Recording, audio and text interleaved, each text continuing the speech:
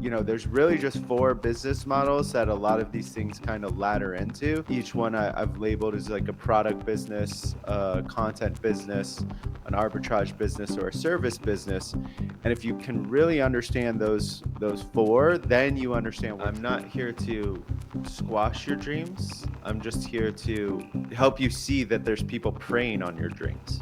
There are people preying on your desire to find a 9 to 5 escape or find side hustle income. Like, there are different entrepreneurial aspects you can bring to work every day to succeed. And if you want to find something adjacent to what you do or just the knowledge that you have, you can monetize it, right? Just because I have been leveraging it since ChatGPT was in beta, it is a very, very powerful tool. We're in some type of moment in our society that's similar to when the internet came around, right?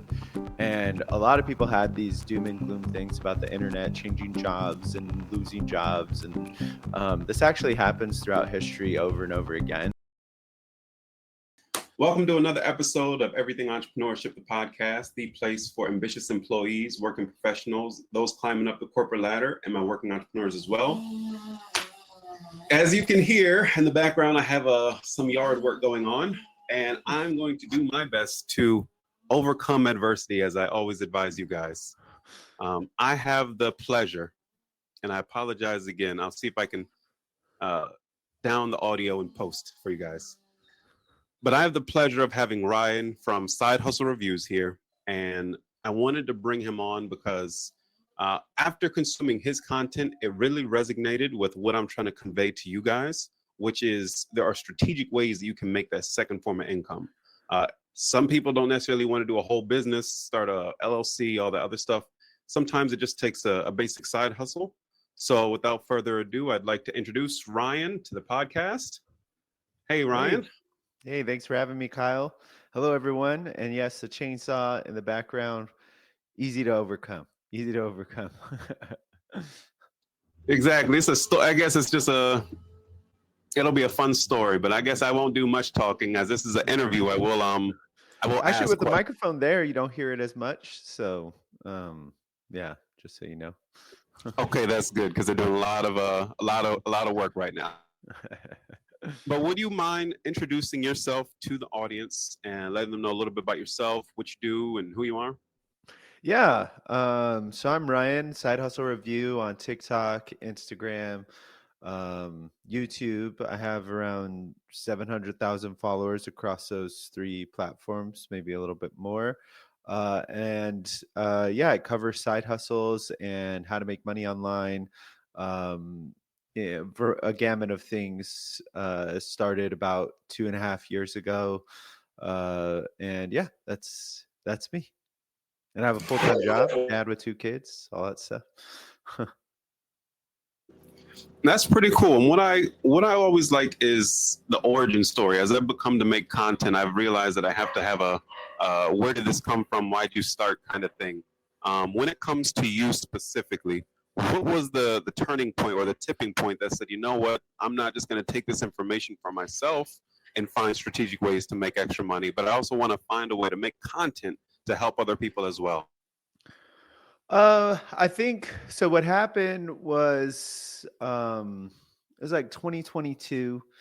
I felt the unstableness of corporate America a bit. I also had a huge storm hit my house, and there was a bunch of water intrusion, and the insurance wouldn't cover it. So I was like in this 2 kind of phase program of like, I'm not really sure where my work is going in terms of my job, like how secure it is. But also I have this huge amount of repairs that I need to do. We're talking mid five figures that I needed to fix through my house. How can I figure out ways to pay for it? So I'm a digital marketer by trade. I have 15 years experience in marketing. I know affiliate marketing. I know drop shipping. I did drop shipping way back in 2005. If it's not obvious, I'm an ancient person. But like I knew all of this stuff existed. And so as I started to look for ways to make money online, a lot of these things popped up, and it didn't seem unreasonable. and because I knew what affiliate marketing was and how you can make money through YouTube channel, so I decided to start giving them a shot and try. And I saw so many people selling things, like selling how to do it, and these academies and stuff like that. Which a lot of them was like, I know a little bit more that I could probably reverse engineer it. So I started to just explore and try, and I kind of realized like, you know, this isn't gonna work. This is like there's a lot more work than just pinning Amazon links to Pinterest and then hoping you're gonna win, right? I just knew that from my background. And I thought, like me, with all this experience, I literally pinned like 15 pins to Pinterest just because I saw it on a TikTok and saw what happened. If I did it with my full understanding of how this works and I still did it, man, there are people buying these courses. There are people buying these programs. So I need to document like the truth. I need to show what the real deal is. And then I just figured out that like a lot of the content on these platforms are people trying to sell a dream and not really advocating for the right work. But yeah, hopefully that covers my origins. No, it definitely does, and I think most people have bought some sort of online digital product or course or something like that. Funny story, my marketing agency, before we started going for like small businesses and like big businesses, it started off with what I knew. I knew marketing, and I was at the car dealership, and I started myself and my company doing marketing for car dealerships off of a $60 course. Thankfully, I was able to not only get traction but elevate that, bring on a partner who was a then mentor of mine, now business partner, who has 20 years of marketing experience, and we're able to rebrand, refocus, and just take it much further. So there are good stories that come from courses, but then you also have a lot of people that maybe not necessarily taken advantage of, but they don't have a good taste in their mouth, right? Um, Yeah, yeah. I, it's, I it's so often no, go ahead. when you go like when I'm not just me, but when somebody is digesting your content, you speak about the four different categories that most side hustles or businesses fall into, and Mhm. then you also go over the misconception about just different tactics in those. Can you cover that briefly, because it really is like bringing so much to light that people just overlook on a day-to-day basis. Yeah, so I think as I started to look through these various side hustles and what people were pitching, they'd pitch affiliate marketing or drop shipping or faceless YouTube channel. It was very obvious to me that they're double clicking on tactics, and that's only advantage to them, the person selling the course, in that it's something tangible.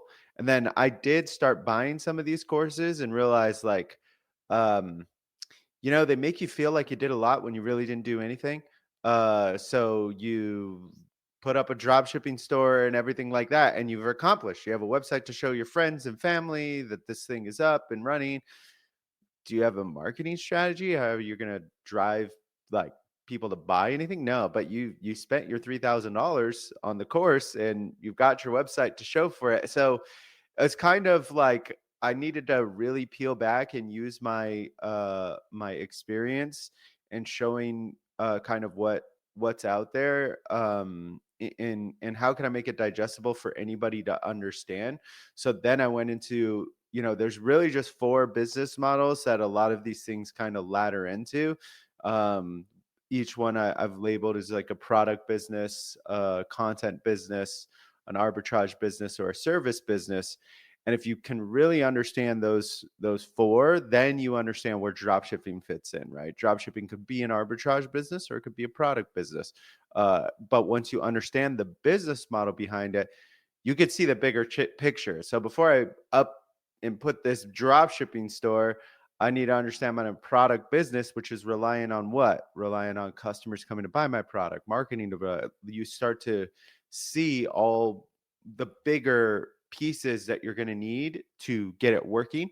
That what I hope would help people kind of think before they invest and have the right questions for the coaches. Because I think, as you pointed out, I'm not anti-coach. I myself have aspirations to probably figure out how to coach people as well. But right now, the space is so full of ickiness. And I think there's more louder people in the room that don't know what they're doing or trying to take advantage of people, that the legit coaches that can really add some value to your life kind of get buried and overshadowed. So I have really ambitious goals to try and address that as well.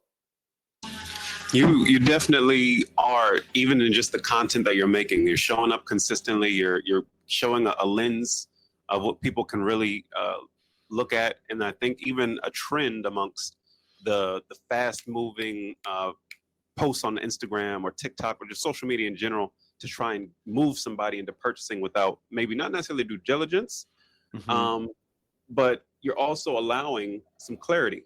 You know, it's not about saying it's not going to take some work or hard work. It's just about, hey, this is the broader picture, and if somebody can digest that and make a decision to move forward, it's good. You know. Yes. Yeah. Yeah, for What sure. would you say are the most common side hustles, or just the different paths that people go that they've told you, like, hey, you know what? I watched your content of all the things that you reviewed. I've tried this, and it's making me some money. What would you say are like the top side hustles that you found your audience has gravitated towards? It really depends on the person's personality. I've found some people go because I do cover, just quick apps that you can do, um, like I View It or Join Brands doing user generated content and things like that, that a lot of people say they've had success. Others have found me, I steer them in the right direction on something like Etsy print on demand. So they've had ambitions, they want to do it, realize that it's a bigger picture, that they have to treat it like a business, and with that mindset, and the right references, have been able to find the right mentors and coaches to get them in the right spot. Same with some Amazon FBA. There's some people that have made really good runs at that. Understanding the full risk. And Amazon FBA is kind of a weird one because it's a broad term anyway. Amazon FBA can be leveraged in so many different ways, but one that's most common is where you're kind of a middleman. You basically find things that are cheaper at Costco, send it to Amazon, to send it off to people that are buying it through their site at a profit. Again, you have to do a lot of math and kind of look. It's an arbitrage business in the end of the day. And there have been people that have been successful at it. But understanding that you need a good capital to put forward. I've run into what made me kind of really talk about that one a little bit more is that when I first started, I got so many people, and this is so sad. And I don't look at anybody as being, you know, because I see it in my comments, people are like, well, I wouldn't be so dumb, or I wouldn't be, I don't look at it that way. But I've run into people that's gone into credit card debt, for Amazon FBA, because you do have to buy things in bulk at Costco, let's say like $5,000 pallet worth of shampoo or something. And they get it into Amazon, and they weren't ready for the velocity of prices going down. So ultimately they spent 5,000, they only got 4,000 back. They've got $1,000 in debt. They got to figure out how to manage. And those are all risks to these types of business. And it takes a real good balance and a real good, thought process to do it. And I think articulating those things and then someone still saying, I want to try, that is what I want. That is because I'm not trying, and I'm very, very sensitive to it, to being discouraging. I'm not trying to be discouraging. I really just want people to go in with a sound mind and understand everything in the way. It's what a lot of these coaches kind of push me to be. If you look at my comments, you'll find some angry coaches. I never ban them or anything, but saying I'm Really? discouraging. Yeah, yeah, that I'm Oh man. discouraging, or I'm, I don't have the right spirit, or I'm negative. And I can see why them painting me that way could maybe speak to some. And it only is advantageous to them to paint me as a negative person. So I try to go out of my way to say I'm not negative, but I'm also not going to um over promise, over hype. And I think there's that hustle culture that I'm against, where it's like, just grind every day, get $10,000 a day, just, and I get what that is, Uh, but I think people, it's okay to have that mindset, but understand reality. that makes sense, and it I'm in a similar boat because I'm always of the belief, and I speak to two main things. One, entrepreneurship isn't for everybody. You know, I've had consultations, like people pay me for a consultation in which I've had a conversation and it finds out that they just need a new career path, you know? Hmm. Whereas anybody can go on one of these apps, they can follow the steps and stuff like that to get some extra income. I'm also of the belief that not all business is sexy, you know? Like Yeah. it's not about what is online, what's presented to you.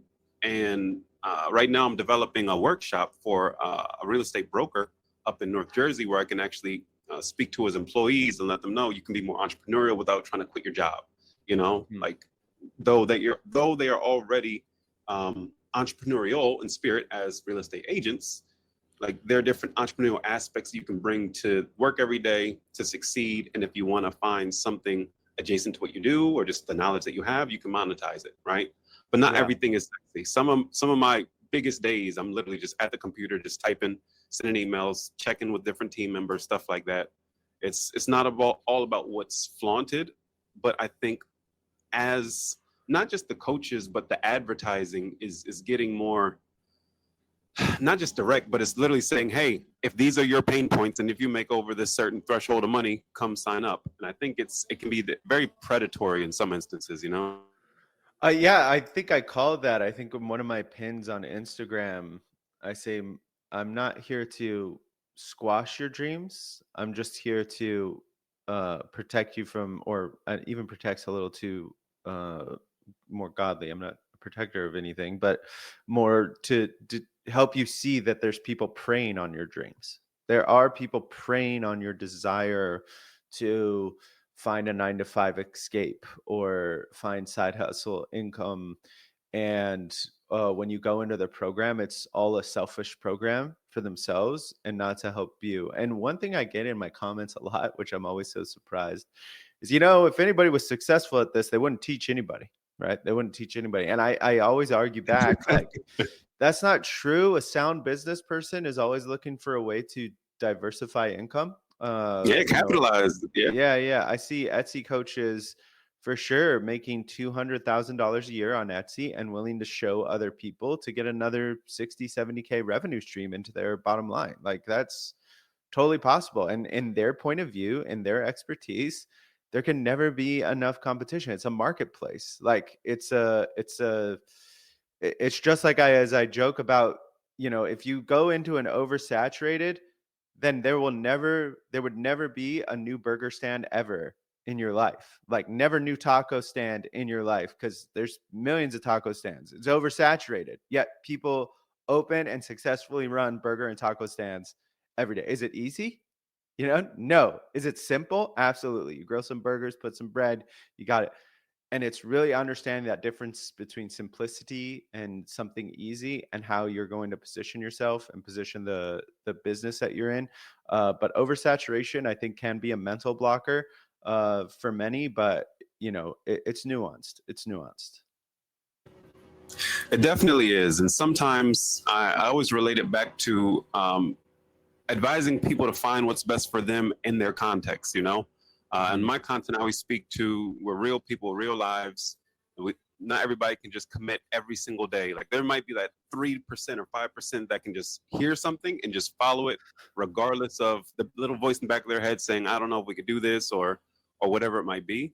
And my mission is if 100 people sign up, like 100 coaches sign up 100 students, the success rate is typically low, and they always, or most people, because not all of them, but most people will advertise those big successful people.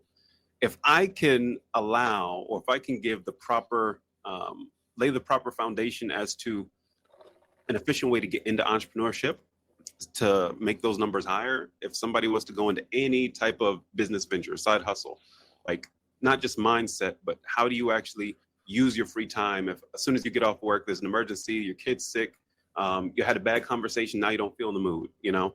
A lot of things are about momentum and the actual individual.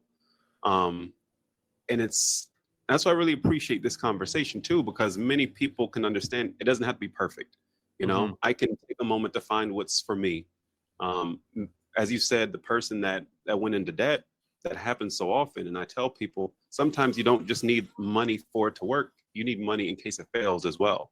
Hmm. You know, Hmm. many times, and less for people that are getting into entrepreneurship, more so like if I'm talking to a business owner, the Hmm. conversation is to stop the bleeding because they qualified for this grant or they have this business loan. And now because they have this liquid capital they can tap into, it's like just because you have it there doesn't mean you have to run through it or anything like that, you know? Yeah. But Yeah. if everything goes back to what's the best next step for the individual, for the person that's working, that's been in their situation, for the person that's at minimum wage and wants to just make some extra money, I always just say, what's best for you in your context?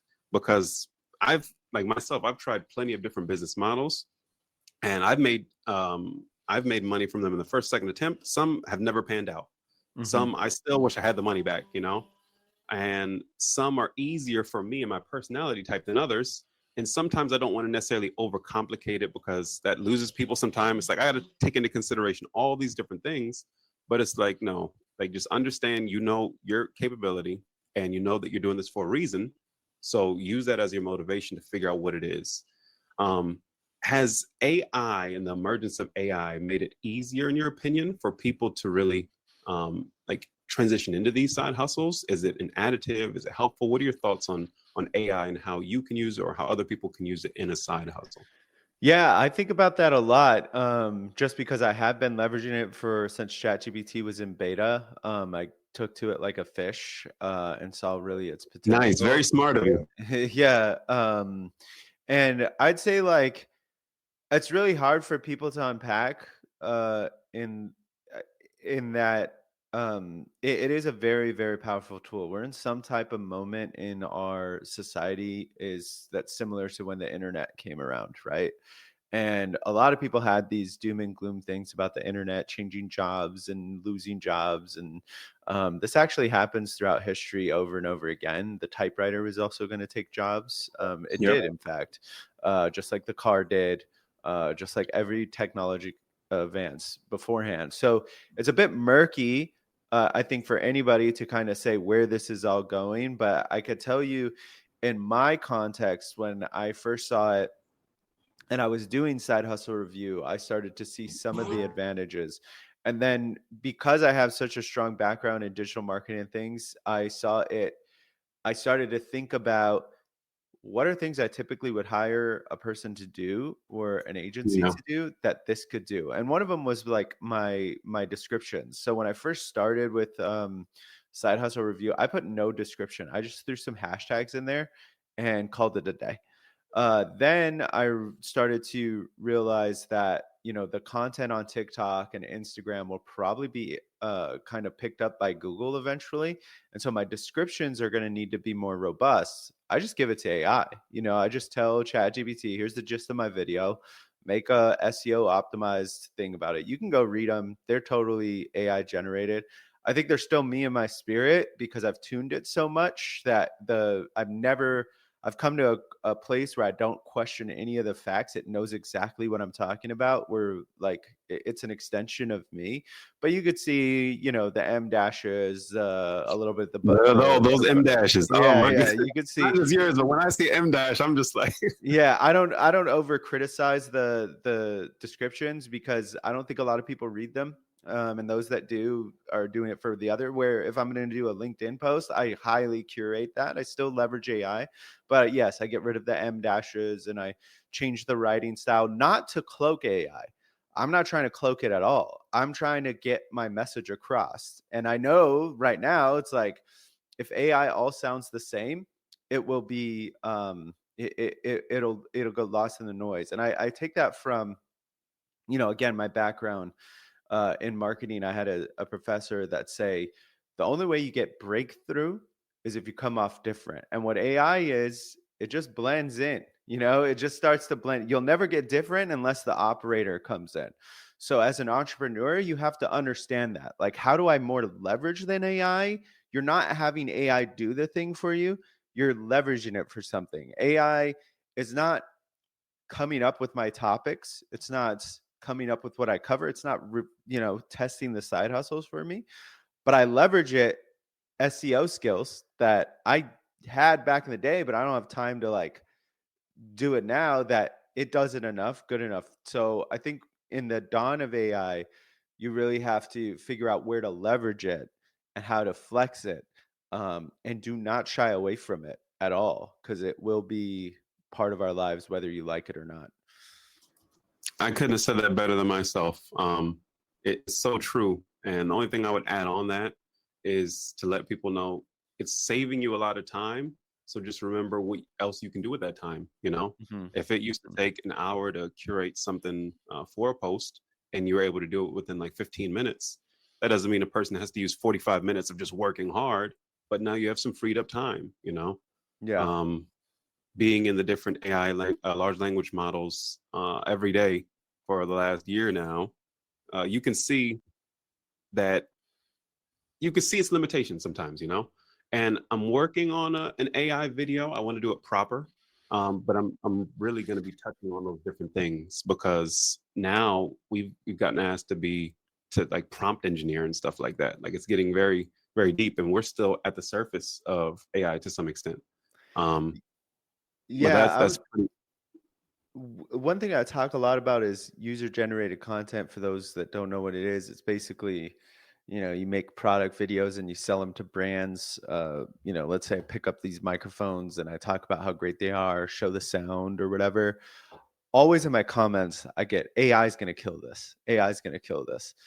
And again, from me, from my background, I know why user generated content exists already. And it's because people like me as a marketer were making very polished videos that then when a yeah, person bought it, they were like, these microphones suck.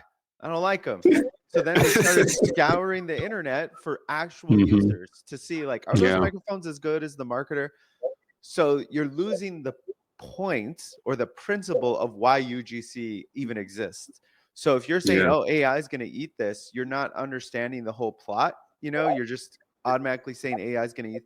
If anything, AI is going to make that more in demand because it's going to be so easy exactly. to make things. You're going to have to figure out. So I think you got to like really have the big picture if you want to take advantage of the AI, you know, transition our society is going through right now.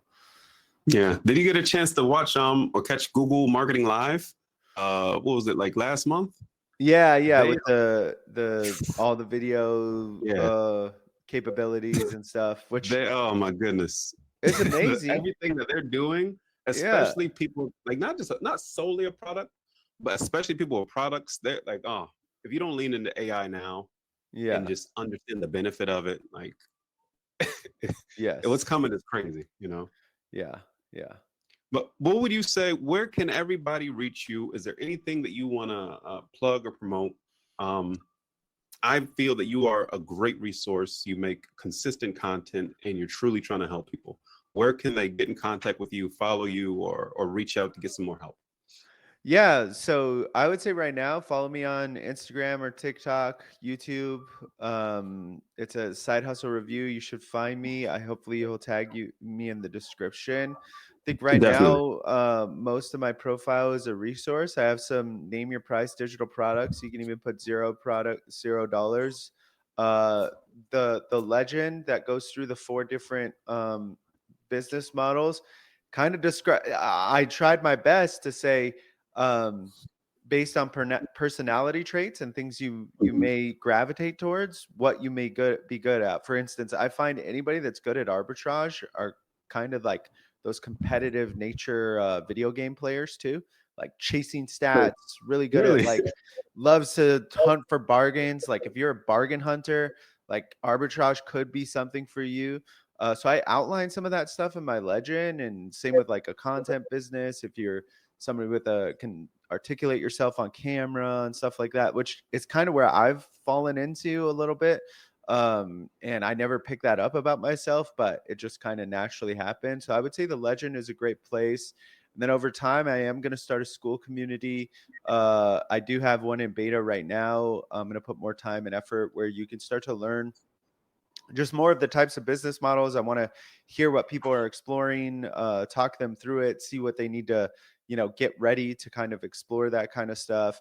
And then a bigger picture is I'm working on SaaS myself of trying to shape up this whole industry.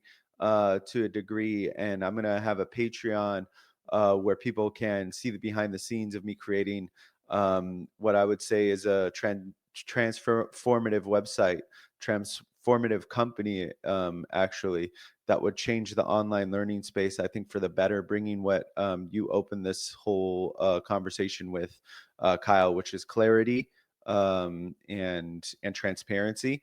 That's the only thing that's going to succeed in the coaching world, and I think it's like just not there at all to this state. And I'm working really hard to try and change the industry in that way. I appreciate having you on. You're more than welcome to come back with anything else that you have. Really appreciate your time. I know the audience, anybody still watching, everybody's still watching. I know you guys are still there. I know you guys appreciate it. I'll make sure that I have all of Ryan's links below. And yeah, I really appreciate you coming on. No, thank you, Kyle. I appreciate it. Of course.